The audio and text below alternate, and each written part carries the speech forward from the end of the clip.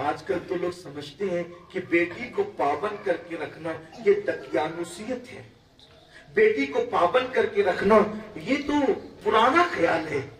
छोड़ दो बेटियों को ऐसे जैसे खूंटे से सुबह को गाय छोड़ दी जाती है चरने के लिए, जैसे बकरियां और बकरों को छोड़ दिया जाता है सुबह के वक्त चरने के लिए, जैसे मुर्गियों को दरबे से बाहर कर दिया जाता है चरने के लिए। याद रखो हमारी बेटियां हैं, बेटियां। मुर्गियां नहीं पाल रहे हैं हम, बेटियां पाल रहे हैं। बकरियां नहीं पाल रहे, हम बेटियां पाल रहे हैं। और बेटियों को समझा क्या है?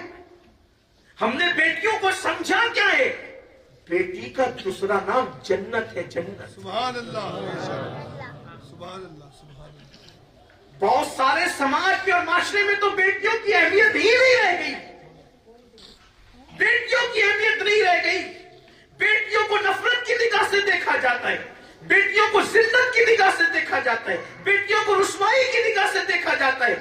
ओ बेटियों को जिल्लत की निगाह से देखने वालों, हम बेटियां पाल रहे हैं, मुर्गियां नहीं कि छोड़ दें ऐसे, किसी के हवाले करते, जहां जा रही जाने दें। वल्लाह हमारे यहाँ बेटी का दूसरा नाम जन्नत है। पैदा हुई तो माँ बाप के लिए जन्नत है। यहाँ पर एक बात आई बेटियों की तो मैं खुलासा करना चाहता हूँ। आजकल बेटे पैदा हो बड़ी खुशी मनाई जाती है, मिठाइयां बंटती है, बेटा हुआ है, और शेयर किया जाता है, बेटा हुआ है, बेटा हुआ है, बेटा। बेटी पैदा हो किसी को पता ही नहीं चलता, मुंह उतर जाता है, मुंह सिया हो जाते हैं, चेहरे की रौनक उड़ जाती है। क्यों? क्यों? बेटियों के दुश्मनों सुनो, ये भी दीन से दूरी का नतीजा है कि आज बेटियों से नफरत की जा रही है। बल्कि हैरत तो इस बात पर है कि बाप का तो मुंह उतरते ही उतरता है, माँ का भी मुंह उतरता है, बेटी पैदा होगी। मैं पूछता हूं मेरी बहन, तू बेटी की पैदाइश पे गमगीन है तो तू कौन थी? तू भी तो बेटी है। जवान होने के बाद तू मां बनी है। बेटियों से नफरत करने वालों को कहना चाहता हूं, सुन लो, हमारे बुजुर्गों ने फरमाया जब बेटा पैदा होता है तो कुदरत कहती है जा और अपने बाप की मदद कर।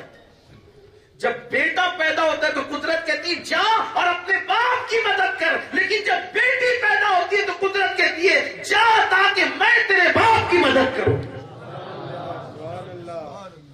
बेटा, जुमले पे गौर करें, बेटे की पैदाइश पर कहा जा रहा है तू जाके अपने बाप की मदद कर, और बेटी की पैदाइश पे कहा जाता है जा ताकि मैं तेरे बाप की मदद करूं। तो बेटा पैदा होने पर बेटा बाप का मददगार बनता है, और बेटी पैदा होने पर बेटी के बाप का मददगार अल्लाह बन जाता है।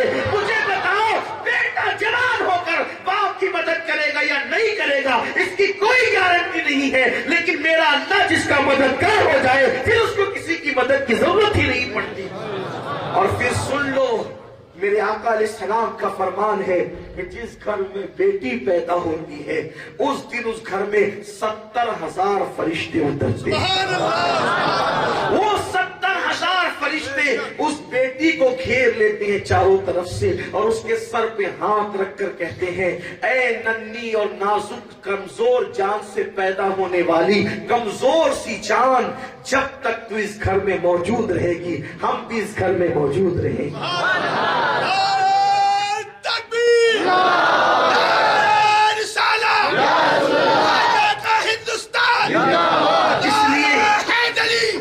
इसलिए मैं आपसे भी और अपनी बहनों से भी कहता हूँ, बेटियों को बोझ मत समझना, बेटियों से नफरत मत करना, इसलिए कि बेटी अल्लाह की रहमत है, बेटी अल्लाह की तरफ से रहमत है। बल्कि कुर्बान जाए, एक मर्तबा मेरे आका अलैहिस्सलाम और मेरे सरकार के साथ उनके सहाबा कहीं पर जा रहे थे। सहाबाए किराम ने एक मकान देखा, घर देखा। हुजूर अलैहिस्सलाम के साथ रहते रहते सहाबा की नजर में वो तासीर पैदा हो गई थी कि सहाबाए किराम जाहिर को देखने के साथ साथ बातिन भी देख लिया करते थे। एक मकान के करीब से गुजरे तो सहाबा ने कहा या रसूल अल्लाह, इस घर से नूर छन छन के निकल रहा है। या रसूल अल्लाह, इस घर से नूर छन छन के निकल रहा है। तो मेरे आका से पूछा, हुजूर क्या वजह हो सकती है कि नूर निकलता हुआ नजर आ रहा है? तो आका ने मुस्कुरा के फरमाया, दोनों में कोई एक चीज हो रही होगी, या तो उस घर में आज बेटी की पैदाइश हुई होगी, या तो उस घर में यतीम की परवरिश हो रही होगी। यानी नूर उस घर से निकलता है जिस घर में बेटी की विलादत हो, जिस घर में बेटी की पैदाइश हो, उस घर से नूर छन के निकलता है, या फिर यतीम की परवरिश हो रही हो। आज हमने अपनी बेटियों को वो हक न दिया या वो मकाम न दिया जो बेटी को देना चाहिए था, बल्कि बेटी की बात आई है तो अर्ज करूं, मेरे आका अलैहिस्सलाम फरमाते हैं, अगर तुम्हारे घर में एक अदद बेटा हो और 3 अदद बेटियां हो और तुम सफर से आओ और गिफ्ट लेकर के आओ, तो पहले एक लौते बेटे को गिफ्ट मत देना, बल्कि पहले गिफ्ट बेटी को देना।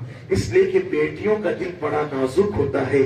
जिसने बेटी का दिल दुखाया उसने मुझ मोहम्मद का दिल दुखाया। बेटी का दिल दुखाना नबी का दिल दुखाने के बराबर है। मेरे आका ने बेटी से कितना प्यार किया। आका अलैहिस्सलाम जब सफर पर जाते थे तो सबसे आखिरी में सैयदा फातिमा से मिलते थे, और जब सफर से वापस आते थे तो सबसे पहले सैयदा फातिमा से मिलते थे। गोया के नबी का सफर फातिमा के घर से शुरू होता था और नबी ये पाक के सफर का इख्तिताम सैयदा फातिमा के घर पे होता था। अंदाजा करें तो याद रखना, बेटियों को जिल्लत की निगाह से न देखें, बल्कि आजकल तो बेटी को रिश्ते देर से आते हैं। जो आता है बेटी के सामने कहते हैं, इसके लिए कोई रिश्ता देखो, रिश्ता नहीं आ रहा है, इसके लिए कोई रिश्ता देखो, रिश्ता नहीं आ रहा है। बेटी ऐसा महसूस करती है, मैं अपने माँ बाप पे बोझ तो नहीं हूं।